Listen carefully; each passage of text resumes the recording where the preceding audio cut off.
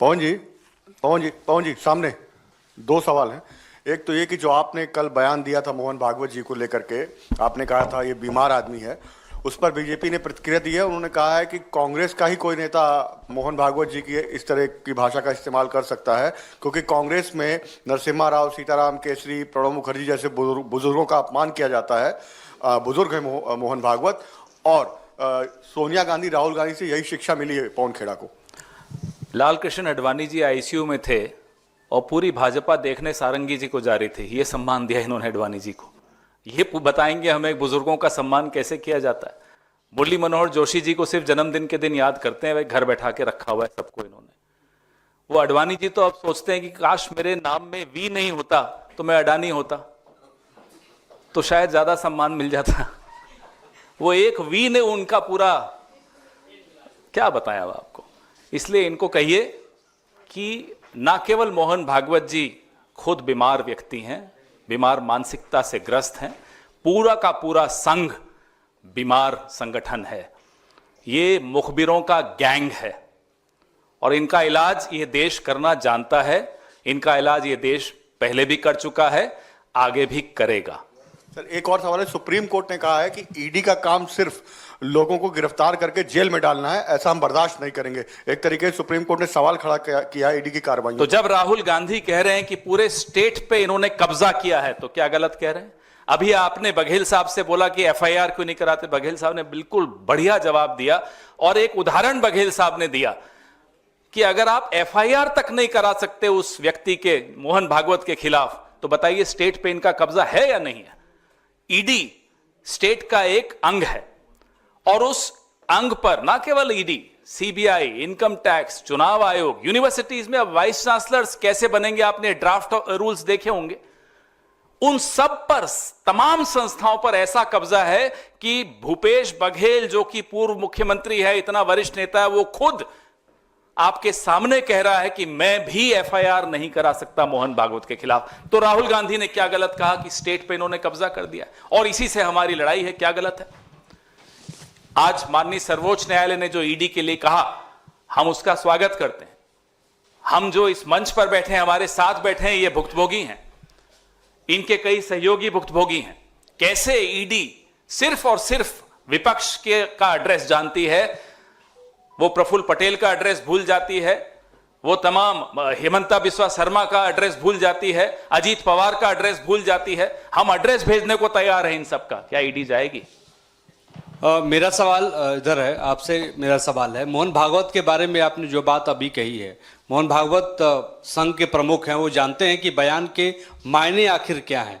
उन्होंने अयोध्या टेम्पल की जो बात कही, उसके पीछे आप क्या उनकी मंशा रही होगी? क्या वो किसी बहुसंख्यक समाज को लुभाने की कोशिश कर रहे थे? आपको क्या लगता है? दूसरा सवाल आपसे एक और है कि आपके ही प्रदेश में जो है कवासी लखमा के ऊपर कार्रवाई ईडी ने की है, उनको गिरफ्तार लेकर केस में किया है, इस पर क्या आप सोचते हैं, क्या कहेंगे? पहली बात तो मोहन भागवत जी के बारे में जो सवाल आपने पूछा है उससे स्पष्ट है कि वो देश की आज़ादी की लड़ाई को मानते ही नहीं। वो अंग्रेजों के पिट्ठू संगठन के प्रमुख हैं जो आज भी उसी रास्ते पे चल रहे हैं। तो ये वर्तमान पीढ़ी को ये बताना चाहते हैं कि आज़ादी अभी मिली। और दूसरी बात है जो संविधान, आज़ादी 1947 में मिला, 1950 में संविधान बना, इन दोनों चीज़ को वो नकार रहे हैं।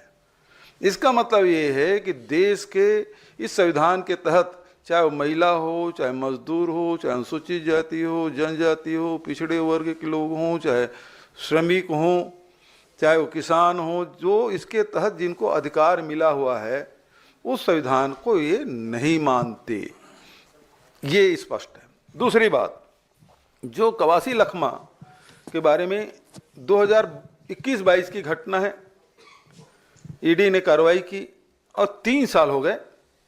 21-22 करें तो 25 लग गया। 3 साल बाद उसकी गिरफ्तारी हुई। अभी 16 दिसंबर से लेके 20 दिसंबर तक के विधानसभा सत्र था। अपने विधानसभा क्षेत्र के प्रश्न उन्होंने कवासी लखमा ने पूछ लिया, तारांकित प्रश्न था और उसमें उन्होंने पूछा और उसके उत्तर में लिखित उत्तर है, मंत्री जी ने स्वीकार किया कि आचार संहिता के समय पीडब्ल्यूडी विभाग से संबंधित था। आचार संहिता लगा हुआ था 14-15 मई की बात, बजट में है ही नहीं, किसी विभाग से स्वीकृति नहीं, टेंडर नहीं, और पुल निर्माण शुरू हो गया। और टेंडर तब खुला जिस दिन प्रश्न था। तो भ्रष्टाचार को उजागर उन्होंने किया कि बिना टेंडर के, बिना स्वीकृति के, आचार संहिता के समय वो पुल बन रहा था, एक नहीं दो पुल। इस मामले को कवासी लखमा ने प्रमुखता से उठाया। सरकार दोषी अधिकारियों, ठेकेदारों पे खिलाफ कार्रवाई करने के बजाय 8 दिन के भीतर में ईडी कवासी लखमा और उसके परिवार के लोगों के यहाँ छापे डाले। छापे में 1 रुपया भी नहीं मिला कवासी लखमा के यहाँ, 1 रुपया भी, कोई कागजात भी नहीं मिला। वैसे भी वो अनपढ़ हैं, उनके यहाँ कोई कागजात भी नहीं मिला। और उसके बाद उसको गिरफ्तार कर लिया गया। इसलिए गिरफ्तार किया गया कि उन्हें भारतीय जनता पार्टी की सरकार, जो विष्णु देसाई की सुशासन वाली सरकार, उसके भ्रष्टाचार को उन्होंने उजागर किया। और बात यहीं तक नहीं रुकी।